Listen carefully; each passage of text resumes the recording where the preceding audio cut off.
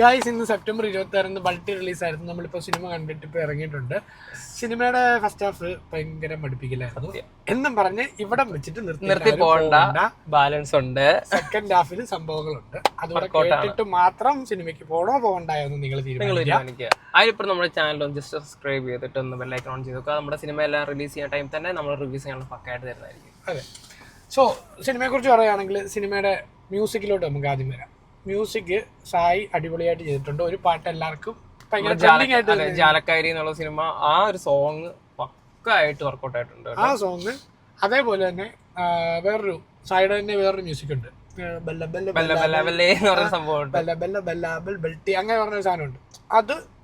അതും നല്ല, ഞാൻ പറഞ്ഞ മ്യൂസിക് അടിപൊളിയാണ്.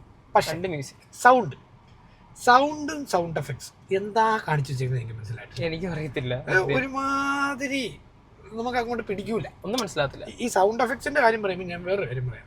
എസ് എഫ് എക്സ് ഒക്കെ ചെയ്യുന്നവർക്ക് ഇത് കിട്ടാനില്ലേ, സൗണ്ട് എഫക്ട്സ് കിട്ടാനില്ല. എനിക്ക് അറിയാൻ വേണ്ടി ചോദിക്കുക. ഒരു കത്തി പായിക്കാത്ത വെക്കും, വെച്ചാലും വിറകിന്റെ ഇടയിൽ വെച്ചാലും എവിടെ വെച്ചാലും ഈ ഒറ്റ സൗണ്ട് അവന്മാർക്ക് അറിയത്തുള്ളൂ. ഇത് എന്താ കാണിച്ചു വെച്ചേക്കുന്നത് എനിക്ക് മനസ്സിലായിട്ടില്ല. പിന്നെ പടത്തിന്റെ കളർ ഗ്രേഡിങ് നോക്കുവാണെങ്കിൽ ഒരു പക്ക തമിഴ് മൂവി കാണുന്നത്, കളർ ഗ്രേഡ് പക്ക തമിഴാണ്. ആ ഒരു സെറ്റപ്പേ നിങ്ങൾക്ക് കാണാനായിട്ട് സാധിക്കത്തുള്ളൂ. അല്ലാണ്ട് ഭയങ്കര കണ്ണിന് കുളിർമയേക്കുന്ന സാധനങ്ങളൊന്നുമില്ല. ഒരു തമിഴ് മൂവി, സാധാരണ കാണുന്ന ഒരു തമിഴ് മൂവിയുടെ കളർ ഗ്രേഡിങ് സംഭവമാണ്. സിനിമാറ്റോഗ്രഫിയിലൊന്നും ഞാൻ ഒട്ടും സാറ്റിസ്ഫൈഡ് അല്ല. പക്ഷേ സിനിമയിലെ ഫൈറ്റ് കിടിലമായിട്ട് അവന്മാർ വർക്കൗട്ട് ചെയ്തിട്ടുണ്ട്. കഥ പോകുന്നത് ഒരു കബഡി ബേസ്ഡ് ചുറ്റപ്പെട്ടിട്ടുള്ള ഒരു 4 ഫ്രണ്ട്സിന്റെ കഥയാണ്. അതിനകത്ത് ഫൈറ്റിനകത്താണെങ്കിൽ ഇവര് കബഡിയുടെ ഒരു ടീമുണ്ട്. ഒരു ഫൈറ്റ് നടന്നിട്ടുണ്ടെങ്കിൽ പോലും ഒരു കബഡി ടച്ച് നമുക്ക് കാണുമ്പോഴേ അറിയാം. നിങ്ങൾക്ക് തുടക്കം കാണുമ്പോഴേ അറിയാം. പിന്നെ അങ്ങോട്ട് വരുന്ന ഫൈറ്റ് കംപ്ലീറ്റ് വരുന്ന ഒരു കബഡി ടച്ചിലാണ്. പിന്നെ ഓവർ മാസ്. എന്തിനാ ഇത്ര മാസാണ്? ഇപ്പൊ ഒരുത്തൻ കൊല്ലാൻ വന്ന് നമ്മുടെ തൊട്ട് ഫ്രണ്ടിൽ മാസാ.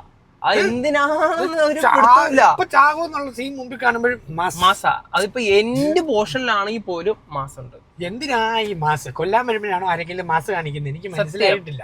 ഷെയ്ൻ നിഗം സത്യം നല്ലതായിട്ട് അഭിനയിച്ചിട്ടുണ്ട്. എന്തിനാ ഈ വാരിക്കൂരി മാസ് ഇട്ടിട്ട് ചിത്രം എടുക്കുന്നത് എനിക്ക് മനസ്സിലായി. തമിഴിൽ റിലീസ് ആവുന്നുണ്ട്, മലയാളത്തിൽ റിലീസ് ആവുന്നുണ്ട്. ഈ കാലത്ത് ആർക്കാണ് ഇത്ര മാസിന്റെ ആവശ്യം? സത്യം. ഇപ്പൊ ഒന്നോ രണ്ടോ മാസം അതൊക്കെ ഓക്കെ. നമ്മളത് ഫസ്റ്റ് ഹാഫിൽ നമ്മൾ കാണുമ്പോൾ ഓക്കെ സെറ്റ് ആണ്, കുഴപ്പമില്ല എന്നുള്ള മൈൻഡ് നമ്മളിങ്ങനെ പോകും. ആ ഒരു മാസം ആ ഒരു ടൈപ്പിൽ ആ ഒരു സമയത്താണെങ്കിൽ ഓക്കെ. പക്ഷേ നമ്മുടെ എന്താ പറയാ, നമ്മൾ കഥ മൊത്തത്തിൽ റിവീൽ ചെയ്യുന്നത് നമുക്ക് പറയാൻ പറ്റത്തില്ല. ഇത് ഇപ്പൊ നമ്മുടെ സെഡ് അടിച്ചിരിക്കുന്ന ടൈമിലാണെങ്കിൽ പോലും അവിടെ മാസ് ആ സാധനം ഭയങ്കര ബോറിംഗ് ആയിരുന്നു. ബോറിംഗ് ഇത് മാസ്, അതേപോലെ sound effects boring, cinematography boring, colour grading okay. അതേ ഞാൻ പറയുള്ളൂ. സോങ്ങും പക്കയാണ്. പിന്നെ ഞാൻ പറഞ്ഞേ ഫൈറ്റ് കിടിലായിട്ട് ചെയ്തിട്ടുണ്ട്.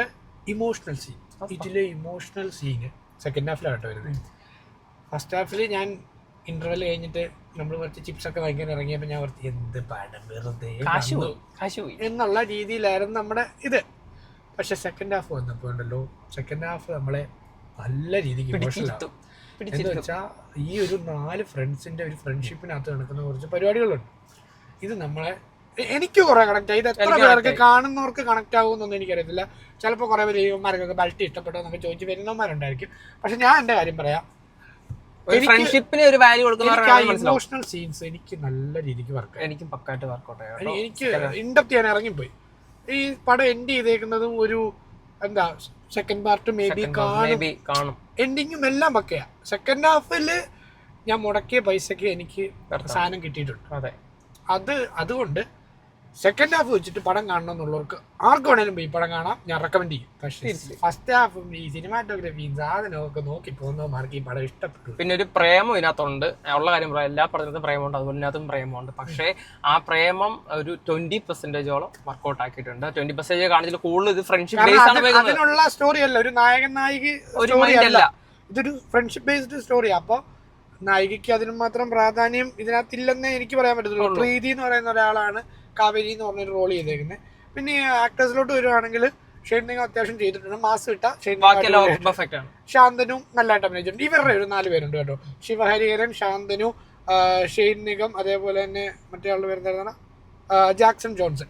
ഇവർ 4 പേര് ഒരു ടീമായിട്ട് ഇവർ നല്ല രീതിക്ക് പടത്തിൽ വർക്ക് ചെയ്തിട്ടുണ്ട് മാസം ഒഴിച്ചാൽ.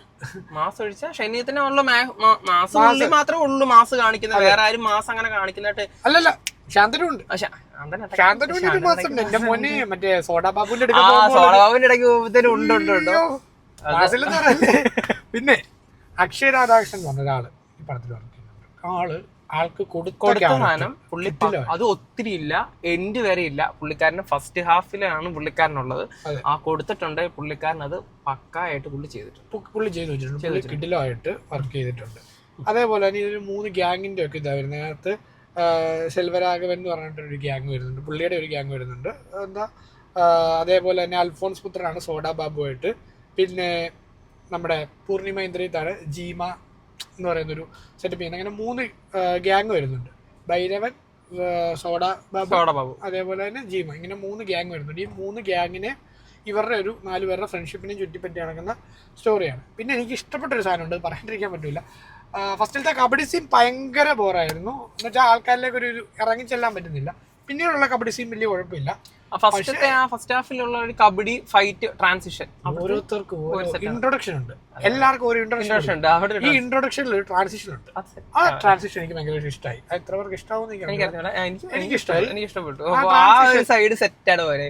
പടത്തിന്റെ ഫസ്റ്റ് ഹാഫ് ബോറാന്ന് പറയുകയാണെങ്കിലും ഓരോരുത്തർക്ക് കൊടുത്തേക്കുന്ന ഇൻട്രൊഡക്ഷൻ നല്ലതായിരുന്നു.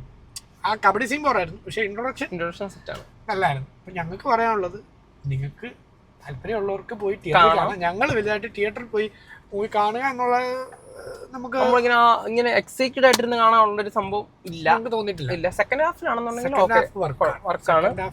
കിഡിലുമായിട്ട് എടുത്ത് വെച്ചിട്ടുണ്ട്.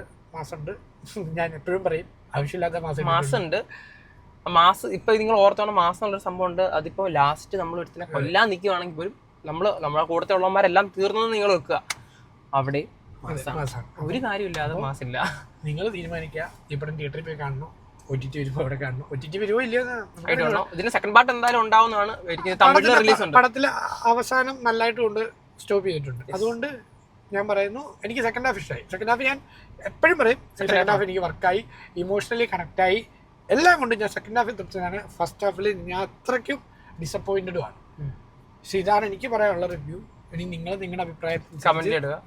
അതേപോലെ തന്നെ നമ്മുടെ ഈ ചാനലിലൂടെ ഉടനെ ഇറങ്ങുന്ന എല്ലാ സിനിമയുടെയും റിവ്യൂസ് എല്ലാം വരുന്നതായിരിക്കും. സോ എല്ലാവരും സബ്സ്ക്രൈബ് ചെയ്യുക, നമ്മുടെ ഫാമിലി ഒരു മെമ്പർ ആവുക. അപ്പം അത്രേ ഉള്ളൂ.